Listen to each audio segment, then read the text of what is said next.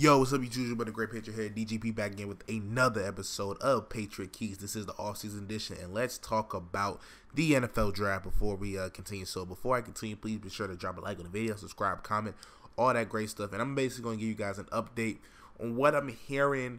Kind of wanted to wait till Thursday. This is 3 a.m., 4:27. So the NFL draft is tonight. Hopefully I had this video before that draft happens.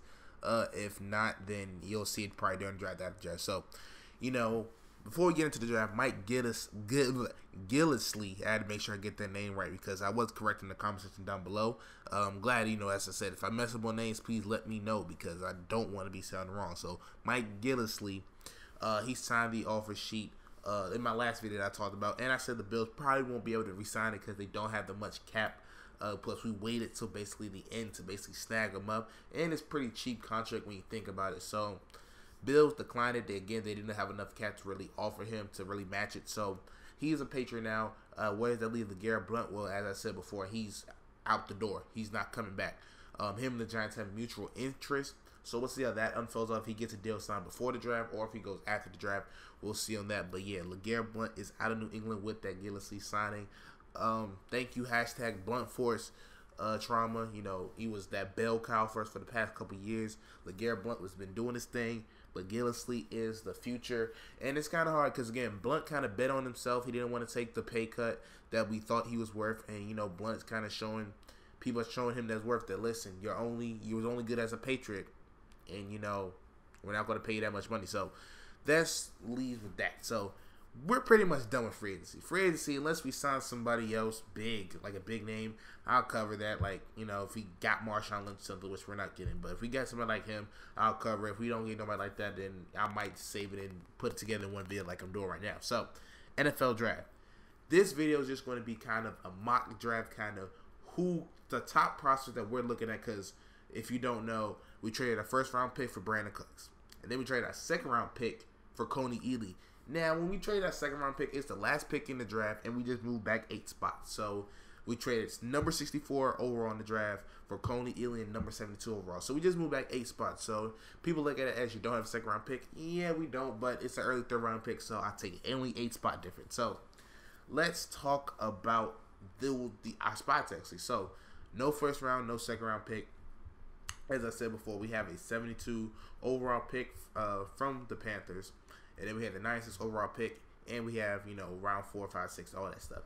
What I will be going over is basically names that have kind of circled around. And I kind of want to give you guys opinion on this, on need. Because I don't watch that much college football. I watch little to none.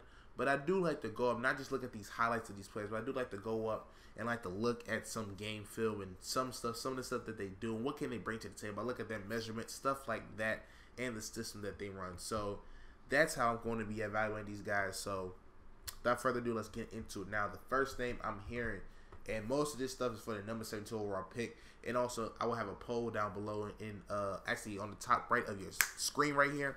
It's going to be a poll talking about, some of the videos, so be sure to check that poll out. So, number 72 overall pick is kind of weird. I see people talking differently.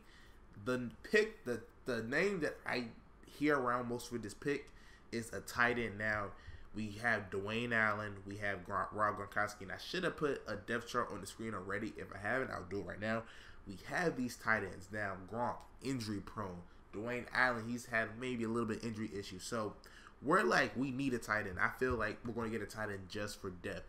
What better way to get a tight end who was a projected first-round pick in the third round? Now, before I go crazy, you guys might guess why I'm talking about the tight end from Michigan, Jake Butt, 6'5", 246 pounds. Now, I know why you're asking. He should have been a first-round pick.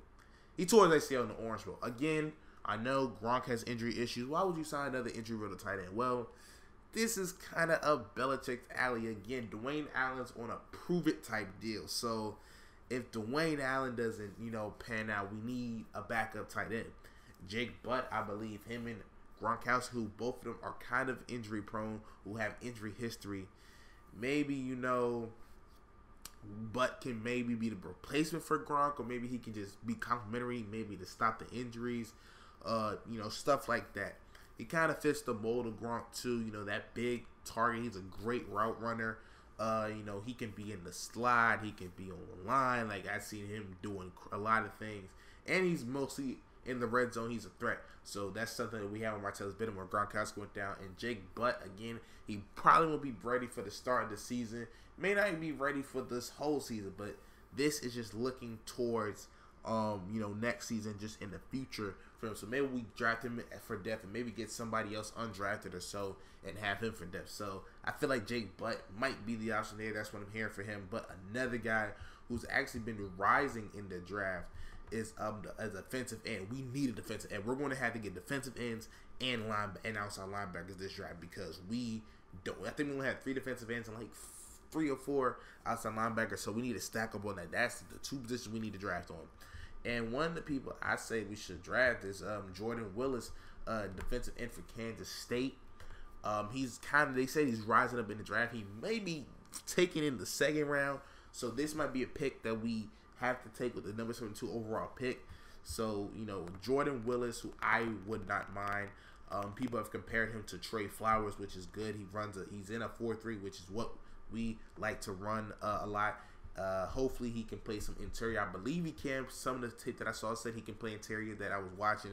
Looked like he played interior, so he's going to be able to have to move around and stuff like that. So Jordan Willis is another name, defensive end from Kansas State. That's a name that's been talked about that we can get. So again, Patriot fans, be sure to take these names down and maybe look at some film and stuff to see, get an idea. So when they come to the team, you're like, okay, I kind of have an idea what to expect and still waiting until I have to draft. So that's one name. Another name that I saw servicing around is Michael Roberts for Toledo. Now, this isn't like a 3rd round pick. This is more a 6th, 7th round pick. Michael Roberts, who is a tight end from Toledo, is a great run blocker. He is a good run route. He needs to do a little bit better job. His measurements aren't that impressive. I think he ran like a 4.97 40, so that's not really impressive. But this guy, man, he gets touchdowns. So this could be a guy that we get later on in the draft if we do get a Jake Butt along with him, or maybe even he just falls to undrafted. So be on the lookout for Michael Roberts from Toledo. And now the last person I'll talk about in this video before I get out is, this is more so a reach, a personal preference. Sidney Jones from Washington. Now, somehow, some way, he falls to number 72. New England Patriots, why not take him? You're probably most likely going to lose Malcolm Butler next year because he's probably going to be out of New England. Sidney Jones, who tore his Achilles in the bowl game. He tore his Achilles, actually started out the bowl game at his pro day. Most likely won't be there. He probably won't be there for the season, but could do what the Cowboys did with Jalen Smith, a guy who Sidney Jones was projected to be a top pick in the draft, like one of the top 10 picks, kind of fell off the radar with that injury to his Achilles at his pro day. Maybe, you bring him in, he's under the system, you learn him, you help him learn the defense and everything, and then you can let Butler go and be like, all right, bet. We got Sidney Jones, we got Stephon Gilmore, that's the future. So, to me, Sidney Jones probably won't happen. That's a reach. I think the Jake Butt thing is probably most likely, but if I had to pick one that we can draft for sure out of those 4, I'm taking Jordan Willis just because we need defensive ends. Rob Ninkovich, he can't do it all when he's at end because he's pretty much he's washed. He's not pretty much, he is washed. We have tight ends. We can just go get a tight end if we need to for depth.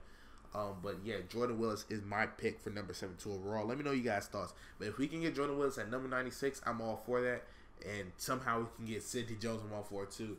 Now, I'm not looking at any prospects in the 1st or 2nd round that's projected because who knows if we're going to trade up. Who knows if we're going to trade Jimmy G. Also, speaking of Jimmy G, let me tie that in here as well. They said it's really unlikely. It's 95% sure it won't happen. He will not be traded. So he will be a Patriot this season. Now, going into next season, how they handle that, different story. But for this season, 95% sure he is being here. Malcolm Butler, he's not going anywhere. He'll be there as a Patriot, so he's playing this year. Richard Sherman, they talked about maybe a possible Butler to Saints, Sherman to Patriots, and the Seahawks get all the picks. 3-team trade. That's not happening. The Seahawks have pretty much closed the door for the Richard Sherman trade. Like, it has to be a trade that they cannot turn down for them to trade Richard Sherman. So, Malcolm Butler, Stephon Gilmore is going to be our cornerbacks this year. So yeah, all that information is good. I think that's the only rumors and stuff that was talked about, and I just had to clear it up that it's not happening. So, you know, that is pretty much it. Again, let me know your thoughts down below in the comment section and vote on the poll at the top of your right of your screen. But it's your boy DGP. Thanks again. Like, subscribe, comment, all that great stuff, and I'll catch you on the next one. Peace.